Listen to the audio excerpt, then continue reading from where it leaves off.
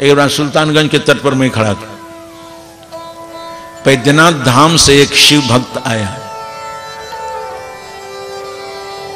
पैदले जाता है वहां लोग। बेवकूफ में भी बहुत कड़गर बेवकूफ होता है लोग। इस वैज्ञानिक युग में समय का इतना दुरुपयोग, सुल्तानगंज से मोटरसाइकिल कोई चीज मिल जाए 2 घंटा पानी चढ़ा करके चला, नहीं वो डाक बम जाए, पैसेंजर बम जाएगा। और जो सबसे ढालेल बेवकूफ है वो पेटकुनिया बम जाता है।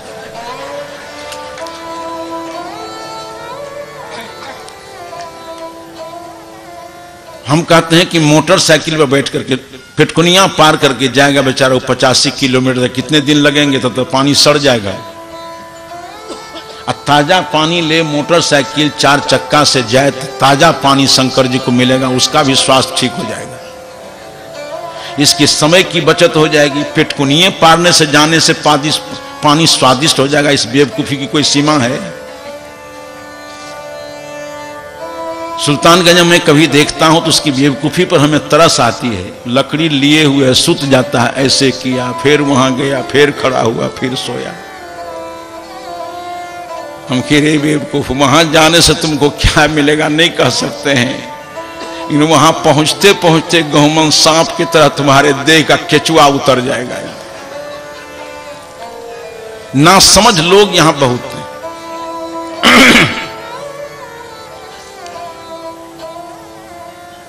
तो बेचारा बैद्यनाथ धाम से लौटा, सुल्तानगंज तट पर मैं खड़ा था, कुछ लोग हमारे आए हुए हैं दुधैला के। दुधैला जाना था नाविक यात्रा करके हम, वहां फिर बेचारा बहंगा में पानी उठाया, अब बहंगा कंधा पर लिया और तब चला सिंहेश्वर थान मधेपुरा के पास। और जब बहंगा कंधा पर लिया, पैर में तो सूजन है, कदम लड़खड़ा रहे हैं, चलने की हिम्मत नहीं हो रही है। वो लड़खड़ाते पैर और स्वर में कहता है कि बाबा सिंहेश्वर नाथ पार लगा देना। तो उसकी दीनता पर मुझे बड़ी दया आई। हम कि आ रहे हो कहां से? कहा बैद्यनाथ धाम से। कहा कि बैद्यनाथ प्रसाद पार लगा दिया है, पैर तो फूल करके मालपुआ हो गया है, देख रहे हैं चला नहीं जाता है। तो पार कैसे लगा दिया? अपना पैर आगे पीछे नहीं करो तो 7 जन्म तक सिंहेश्वर प्रसाद पार नहीं लगाएगा, जहीं के तहीं रह जाओ। अपना पैर आगे पीछे करो तो चाहे सिंहेश्वर थान पहुंचो, चाहे बासुकी स्थान पहुंचो, चाहे ऊपरे चले जाओ, लेकिन स्वयं के पुरुषार्थ से जाओगे। हम कि आ रहे हो कहां से? कहा बैद्यनाथ धाम से। कहा वहां काहे गए थे? कहा शिवलिंग पर पानी चढ़ाने गए थे, ज्योतिर्लिंग है वहां। हम क्या अब कहां जा रहे हो? कहा सिंहेश्वर स्थान है, वहां शिवलिंग है कि शिव जी के जांग है? कहा नहीं वहां भी शिवलिंगे है। तो हम कि एक ही काम 2 जगह काहे करते हो? तब उसने कहा कि गुरुजी क्या कहें, हमारे पिताजी भी दरवाजे पर शिवालय बनाए हैं, वहां भी शिवलिंग स्थापित है, प्राण प्रतिष्ठा हो गई है। हम जब तुम्हारे दरवाजे पर ही शिवलिंग है तो फिर बैजनाथ धाम और सिंहेश्वर स्थान काहे जा रहे हो? तुम्हारा दिमाग ठीक हो जाए तो न बैजनाथ धाम में है, न सिंहेश्वर थान में है, न तुम्हारे दरवाजे पर है। प्रकृति ने तुम्हारे शरीर में ही शिवलिंग लगा दिया, उस पर काहे नहीं पानी चढ़ाते हो? उसी पर बेलपत्र काहे नहीं चढ़ाते हो? कभी सुजाक तुजाक की बीमारियों नहीं होगी। ओरिजिनल शिवलिंग तुम्हारे पास है रे बेवकूफ, उस पर अगर रोज जब पेशाब करने जाओ तो पानी लेकर के जाओ, बेलपत्र का सेवन करो। बेलपत्र तुम अगर उस पर चढ़ाओ तो कभी गर्मी की बीमारी नहीं होगी। हमने कहा एक ही काम को 3 जगह काहे करते हो? था वो बेचारा कह दिया कि देखे छिए सब जगह जरहा के कोनो तो फायदा करबे करते। हमने कहा कि हो, हम कि कर रहा है लेकिन विश्वास नहीं है, क्योंकि ज्ञान नहीं है। ज्ञान होता तो उसके पास विश्वास होता, वो डगमगाता नहीं। तो बिना ज्ञान का जो विश्वास होता है डगमगाता है। सारे लोगों का विश्वास डगमगा रहा है। भगवान में विश्वास करने वाला आदमी डगमगा रहा है, क्योंकि भगवान क्या है उसको पता नहीं। स्वसत्ता से अलग परमात्मा मानने वाला आदमी एकदम डगमगाता है, उसका विश्वास डगमगाते रहता है। जिसको सही बोध हो गया है उसका विश्वास अटल होता है। शाब्दिक लोग इस बात को जानते हैं। कोई अधकचरा ज्ञान का आदमी है, किसी शब्द की व्याख्या करे, एक व्याख्या करेगा अथवा या, इसका मतलब उसकी स्वयं व्याख्या पर उसका विश्वास नहीं। इन जो पूर्ण वैयाकरण है, शब्द बुद्धा है, अस्य शब्दस्य अयम अर्थः, इस शब्द का यही अर्थ होगा कह करके वो पैर अड़ा देता है। कोई बात करने वाला है तो आ जाओ मेरे से बात करो। अपना ज्ञान पर अटूट विश्वास उसको है। इसलिए लोगों को विश्वास सिखा देता है। यहां विश्वास करने वाले बहुत लोग, विश्वासे पर दुनिया चली रही है, लेकिन सबका विश्वास डगमगा रहा है। लेकिन लोगों को पढ़ाया जाता है विश्वास। एक आदमी फकड़ा कह रहा था कि मानो तो देव न तो पत्थर हो, कि ये कौन फार्मूला है भाई? मानो तो देव न तो पत्थर, हम कि देव देव होगा, पत्थर पत्थर होगा, तुम्हारे मानने से क्या अंतर पड़ता है? ये पत्थर को हम कहें सोना हो जाएगा, विश्वास से कर लें तो क्या हो जाएगा उससे? जो वस्तु जिस रूप में है उसको निरखने परखने का प्रयास करो, और जैसा है वैसा उसको कहो। हम का एक आदमी खा रहा है, किसी ने पूछा क्या खा रहे हो? कहा मानो तो हलवा न तो गोबर। ये कौन ज्ञान है भाई? हलवा हलवा है, खाद्य है, गोबर गोबर है, अखाद्य है। कितना ही गोबर पर विश्वास करो तो क्या उसमें हलवा का स्वाद आ जाएगा? ये सही बोध चाहिए आदमी को। तो बोधवान आदमी का विश्वास अडिग होता है। आज बोध की दुर्बलता हमारे पास है कि डगमगाते हुए विश्वास में हम चल रहे हैं।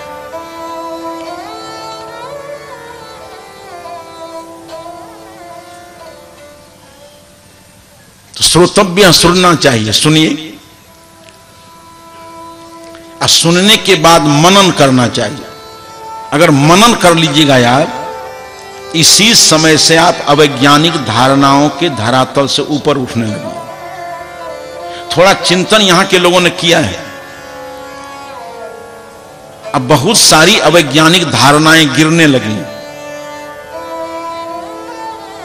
जितनी विडंबनाएं आज से कुछ दिन पूर्व थी, वो विडंबनाएं समाज के बीच नहीं है आज। भूत खेल कम हो रहा है। पहले जितना भूत खेल होता था उतना नहीं होता है। छुतरा मनन किया है आज। भूत पहले लगता था ना लोगों को, तो मर्द को नहीं लगता था। भूत को ही मर्द से डर होता है। महिलाओं पर भूत खेल विशेष होता है।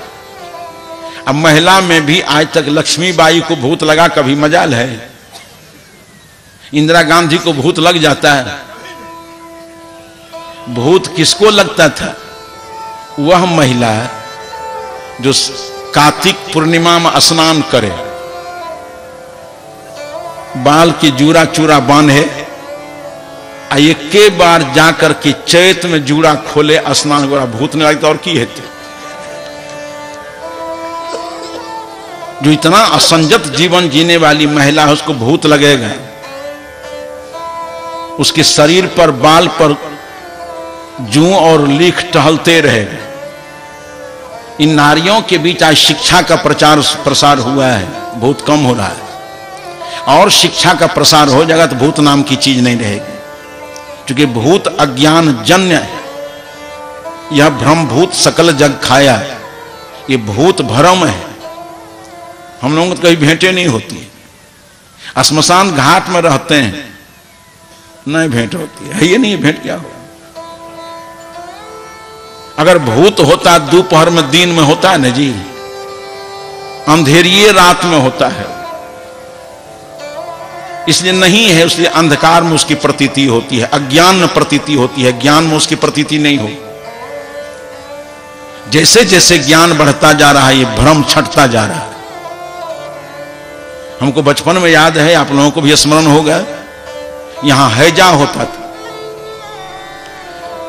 हैजा ऐसी विभीषिका कि जिस गांव में फैल जाए तो श्राद्ध नहीं होता। कि सुबह में एक आदमी मर गया, उसको आया नदी में फेंक करके, तो दूसरा यहां लाश तैयार है। कौन करता है भोज भंडारा श्राद्ध?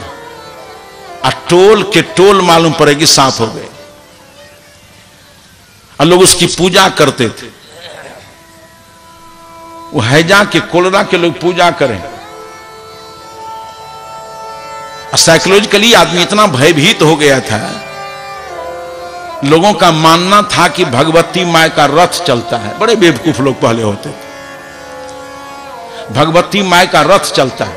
एक बार मैं बचपन में था, एक आदमी कह दिया कि 12 बजे रात में भगवती माय के रथ सन सन कहने गेले।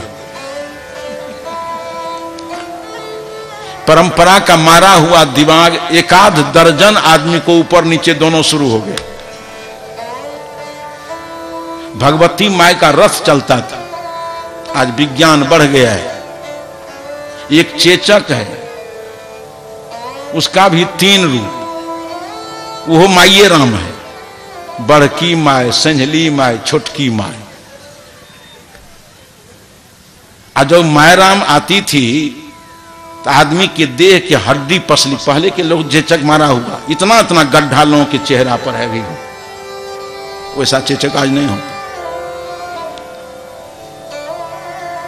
विज्ञान बढ़ाया अपना दिल दिमाग को। आज बचपन में बच्चे को सुई टीके लगाए जाते हैं, शर्त है कि नहीं होगा उसको चेचक, नहीं होगा हैजा। तो आज न बड़की माँ जी है, न मंझली है, न संझली है, और न माय राम का रथ है। सब रन किल्ली खत्म हो गए, कुछ हुआ नहीं है, खाली आदमी का चिंतन बढ़ा है, वैज्ञानिक दृष्टिकोण बढ़ा है। अगर विज्ञान का दृष्टिकोण नहीं बढ़ गया होता तो हमने कहा कि पहले तो मंझली माय रहबे करो, छोटकी माय या बड़की माय। अगर विज्ञान अपना कदम नहीं बढ़ाया था तो एक माय राम और बढ़ जाती हो करके। कौन माय? हमके घमोची माय राम, वो तो चेचकेस है। विज्ञान ने इस सारे अंध परंपरा को तोड़ दिया। धीरे धीरे आदमी का चिंतन, विज्ञान क्या है? एक प्रखर चिंतन है आदमी का। कल मैंने कहा था कि पदार्थानुसंधान विज्ञान है, आत्मानुसंधान धर्म है। पदार्थानुसंधान से शक्ति, आत्मानुसंधान से शांति। विज्ञान हमको शक्ति देता है, धर्म हमें शांति देता है। धर्म और विज्ञान समन्वित हमारा जीवन होना चाहिए। आदमी चिंतन करता जा रहा है। ये सारी अंध परंपराएं, अवैज्ञानिक धारणाएं, पहले लोग मान रहे थे कि कोई मर गया आदमी, अभी भी प्रचलन है, कोई मर जाएगा ना, आई अगर खत्म है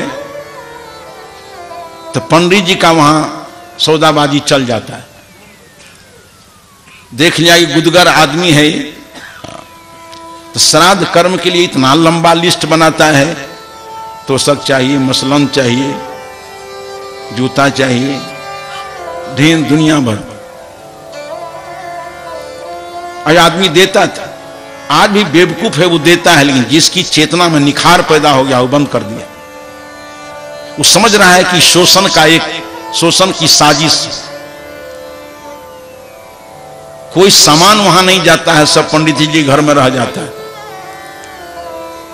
अगर देता भी है तो बहुत अनमनस्क भाव से देता है, क्योंकि आपके मनन ने आपको एक ज्ञान की चिंगारी जलाई आपके जीवन में कि वहां कुछ जाता उता नहीं है, सब ठगाई है।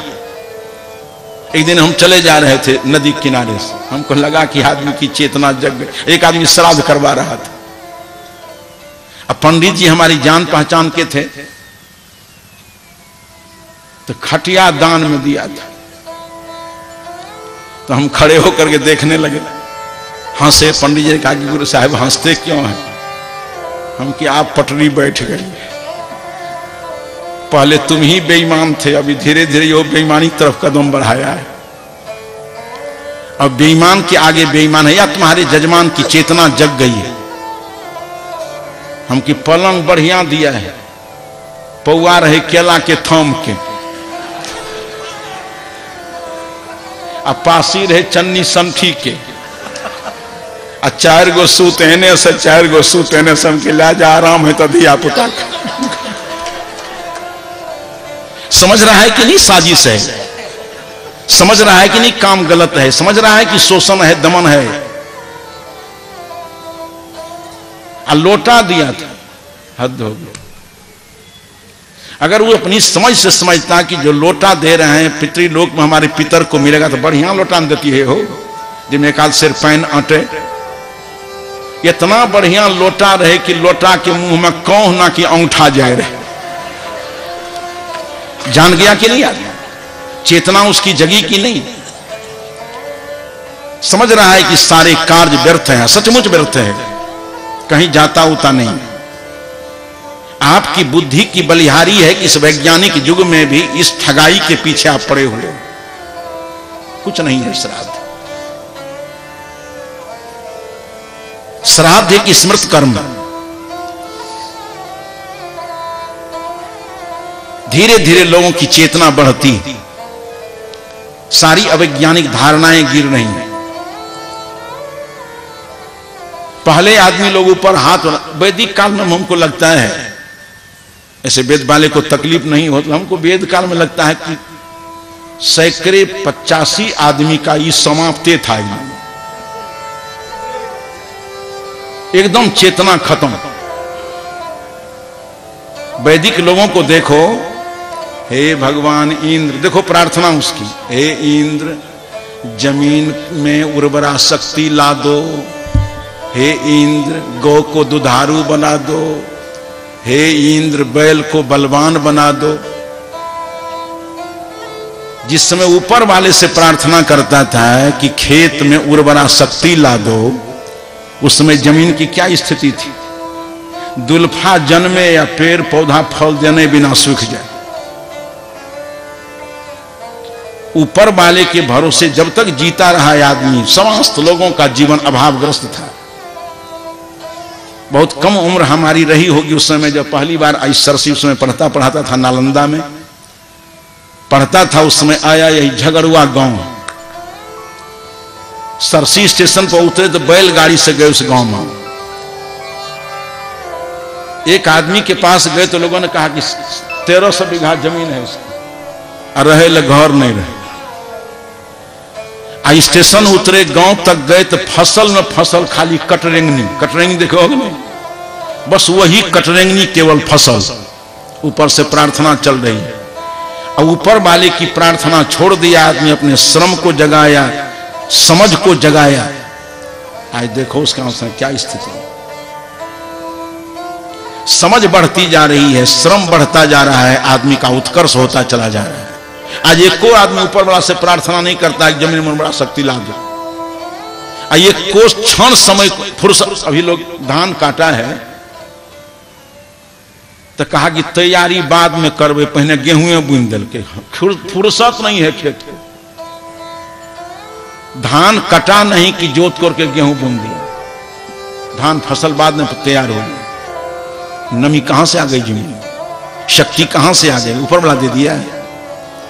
जिस समय लोग कहता था कि हे इंद्र हमारी गौ को दुधारू बना दो, उसमें गौ को जानते होगे ना कि रामनगर में शायद कचाली मरड़ कोई यादव है। हम जो सोनापुर कभी कभी जाएं तो गौ की जमात हो किसकी है तो कचाली मरड़ की 500 गौ। हम कहा इसमें दुधारू कितनी है तो कहा 50। हम के दूध कितना होता है तो 2.25 से। हम का दूध के दर करके कोनो गाय 3 छटाक, कोनो 4.5 छटाक, आ कोनो के दूध है ले गलो तो मार के लायत से मुंह फुला देगा। करते रहो ऊपर वाले की प्रार्थना। आज अनारचंद यादव को पूछो, यही पूर्णिया में एक को दिन इंद्र से नहीं कहता है कि हमारी गौ को दुधारू बना दो। एक गौ लाया है तो 32 लीटर दूध देता है, दूध की नदी बहती है उसके। आदमी की समझ बढ़ी है, आदमी का श्रम बढ़ा है, ये विज्ञान का निखार हुआ है। इस विज्ञान का निखार चाहिए हमारे जीवन में कि अवैज्ञानिक धारणाएं हमारे जीवन से कोई ऊपर समझने। कबीर साहब ने तो आज से 600 वर्ष पहले कह दिया था, काहे ऊपर टकटकी लगाने वाले लोग, काकी आस लगाइया झूठी वहां की आस। किसके भरोसे तुम ऊपर देख रहे हो हाथ पर हाथ दे करके? कोई तुम्हारी समस्या को समझने और सुधारने वाला नहीं। तुम अपनी चेतना को जगाओ, अपने जीवन की समस्याओं को समझो और उसी चेतना के आलोक में श्रम करके अपनी समस्याओं का समाधान निकालो। ये आत्मनिर्भरता सदगुरु कबीर के जीवन में ऊपर नीचे बाएं दाएं का प्रावलंबन कबीर साहब के लिए कोढ़ मालूम पड़ता है। प्रावलंबन को कबीर साहब कोढ़ कहते हैं, स्वावलंबन को वरदान कहते हैं। हर आदमी स्वावलंबी बने, प्रमुखापेक्षी नहीं रहे। तो धीरे धीरे विज्ञान बढ़ रहा है। मैं एक दिन चला जा रहा था, सड़क के किनारे ही एक कॉन्वेंट, अध्यापक गुरुजन हमारे परिचय के थे। क्या साहब यहीं हम अध्यापन करते हैं। गाड़ी हमारी खड़ी हो गई, सभी लड़के आए अभिवादन करने। मैंने एक शब्द मैंने केवल पूछा, हमें कहो छात्रों, विद्या पढ़ने से आती है सरस्वती की कृपा से? तो एक परंपरा का मारा हुआ लड़का कहता है कि सरस्वती की कृपा से। दूसरा लड़का कहता नहीं हुजूर, सरस्वती की कृपा कृपा से नहीं, पढ़ने से विद्या आती है, कि यही जिंदा है वो सब मुर्दाबादे। सरस्वती की कृपा से विद्या आएगी जी। सरस्वती कोई देवता है? सरस्वती कोई देवता नहीं है। सरस्वती ज्ञान शक्ति है। सरस ज्ञानम अस्ति स्त्रीत्वे सरस्वती।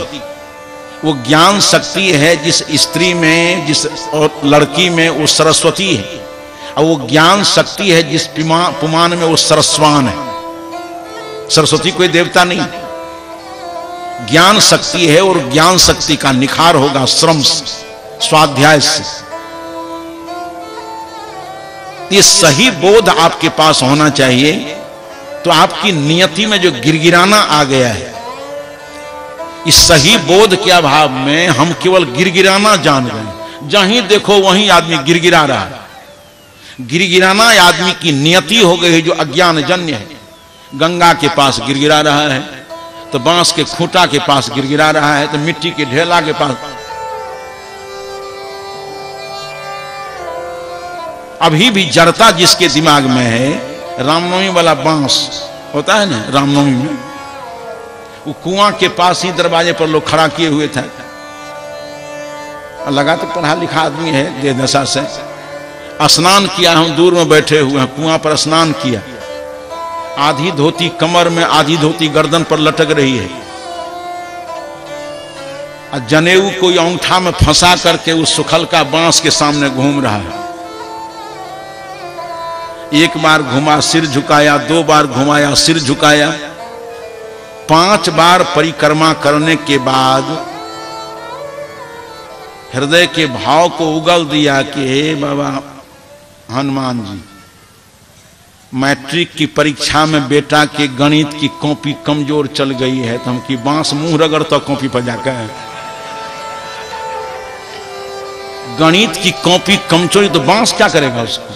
एकदम खत्म है क्या तुम्हारा? बांस के सामने गिरगिरा रहा है, मिट्टी के ढेला के सामने गिरगिरा रहा है। इतनी चेतना लोगों की मर गई है। एक आदमी को देखा गंगा जी किनारे खड़ा है, एक आफत है यहां, और गंगा मैया से प्रार्थना करता है कि ए गंगा मैया, बेटा की शादी को 13 वर्ष हो गए, बहुत दरवाजे दस्तक दिए हैं, सब जगह से हार करके निराश होकर के आपकी शरण में आए हैं। आप थोड़ी कृपा करो, नहीं तो लगता है पोता को देखे बिना हम कफन के चादर ओढ़ लेंगे। अगर एक पोता हमको मिल जाए, तुमको हम नीली पीढ़ी चढ़ाएंगे। हमने कहा क्या कह रहे हो? हाँ हुजूर बहुत जगह परेशान होकर के आए हैं, हार गए। अंतिम निवेदन गंगा जी से करने आए हैं कि एक पोता मिल जाए। उनकी खत्म है तुम्हारा स्क्रू। गंगा के मैया से तुम पोता मांगते हो तो डीलर साहब चाहिए। गंगा मैया तुमको पोता कहां से दे देगी? इस सब जगह आदमी गिरगिरा रहा है। जिसकी चेतना जग गई है कभी भी गंगा मैया से पोता नहीं मांगेगा। पुत्र पुत्र वधू को संतति नहीं हो तो डॉक्टरी परीक्षण कराएगा वो। किसमें जीवाणु की कमी है, किसमें क्या गड़बड़ी है, शोधन होगा, उस बच्चा हो जाए।